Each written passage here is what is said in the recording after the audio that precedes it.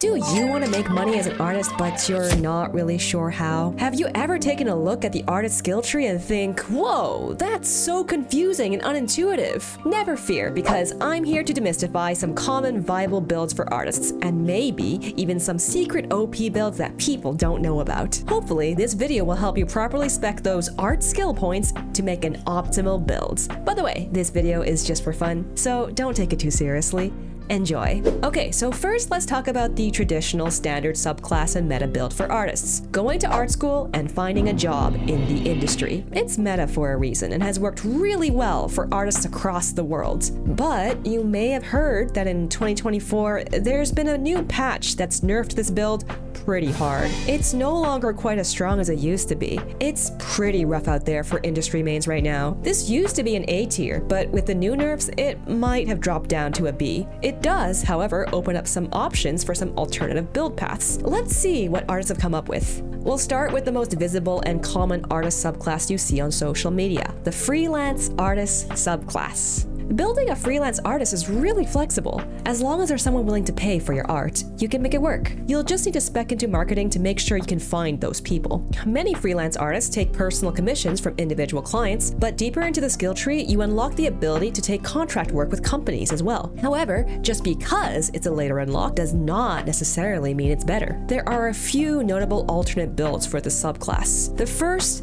is the furry artist. You can spec more points into animal anatomy and potentially increase your earning power. The second is VTuber artist. This is a newer build, but demand for VTubers means that there's demand for VTuber related art, such as rigging, model making, or even stream overlays. The main advantage of the subclass, including its alternative builds, is that you have a lot of freedom. Though, a significant disadvantage is that it's also highly RNG dependent. If you get a lot of crits, you could land yourself a ton of work, but there can also be long periods of drought. So because of this unreliability, the best I can give it is a C. But what if I told you that there is some way to mitigate this unreliability? As you may be realizing at this point in the video, making money as an artist can be very challenging. You can take commissions, create merch, or you might even try taking sponsorships. On a completely unrelated note, introducing Skillshare, the sponsor of this video. You've probably heard of Skillshare before, but in case you haven't, Skillshare is the largest online learning community for creatives, with thousands of classes by industry experts across illustration, design, animation, productivity, and more.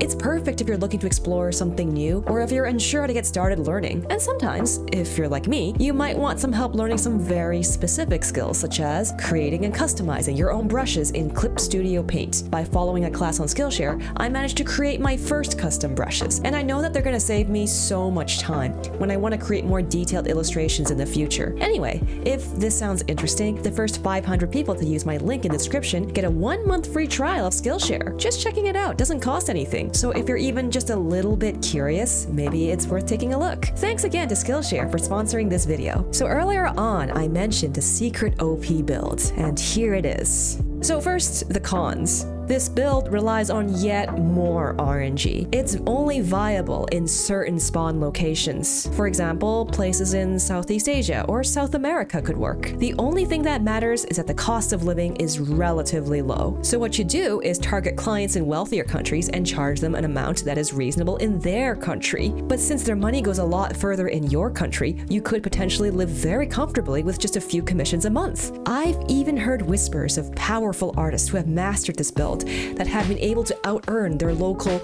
lawyer or doctor friends. But like I said, it's RNG dependent. What if you didn't roll a good starting spawn? What other options are there? You can only charge so much for your work. At a certain point, people won't want to buy it anymore. So how can you potentially make more money while doing the same amount of art? Okay, so you can't get one client to pay thousands and thousands of dollars for your art. That's fine, that's a lot of money for one person. But what if you could get thousands of people to pay $1 for your art instead? Introducing the Patreon or Paysite Artist subclass. This one's tough to pull off, but if you figure it out, it can really pay off. This requires even more points in marketing. You'll need to basically max it out for this class to be viable. Most Paysite artists will find themselves promoting their work on social media and posting most of their work for free. However, if people want to see the best of the best, the high resolutions, the early accesses, the time lapses, the PSDs, they will have to pay a small amounts of money. You can use websites such as Patreon, Ko-fi, Gumroad, Fanbox, or anything else similar. So you could upload anything you wanted, but let's be honest here. A very super powerful variant of this build is the not safe for work variant.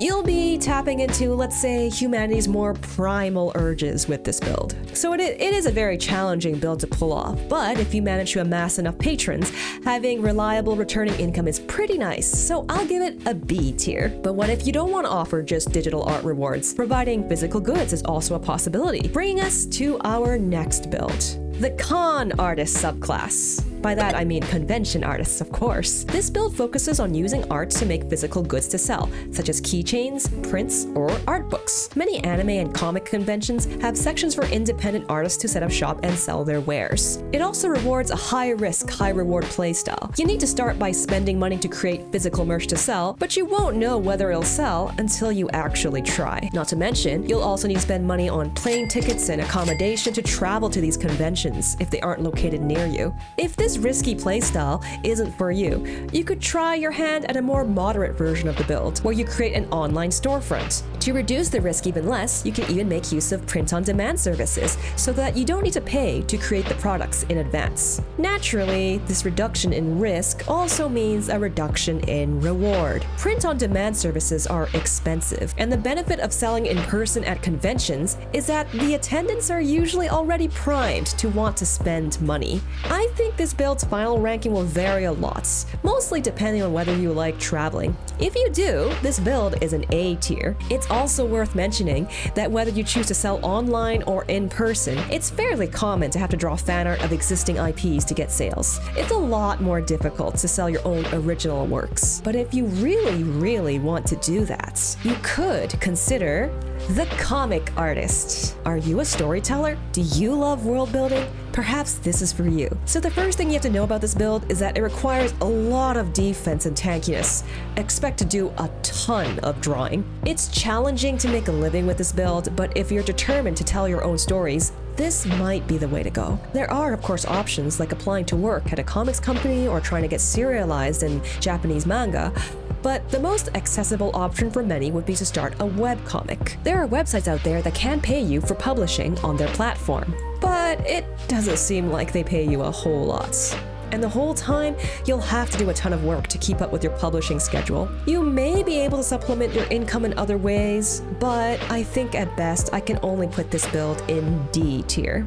If you're worried about not having enough income, there is something else you could do. Let's talk about multiclassing. That's right, you can multiclass between different artist subclasses in the game of real life. In fact, there's often a lot of synergy between subclasses that isn't documented in the official patch notes. For example, the Patreon or Paysite Artist combos pretty well with any subclass that requires points in marketing. The Freelance Artist is a very flexible subclass that allows you to allocate points into it as you need, so you can also run it while maining something else. In fact, it's common to run even 3 subclasses at once. You just have to find the combination that works for you. But what if you don't want to run meta builds like everyone else? I know that there are some people who prefer to run something a bit more unconventional. Let me introduce you to my personal strats. I call it the resource maxing build. This build starts a little weird. We've only been talking about builds within the artist class, but to resource max, you first have to start with an entirely different class. Any class will do, as long as one that has a stronger early game macro, so you can accumulate resources more easily.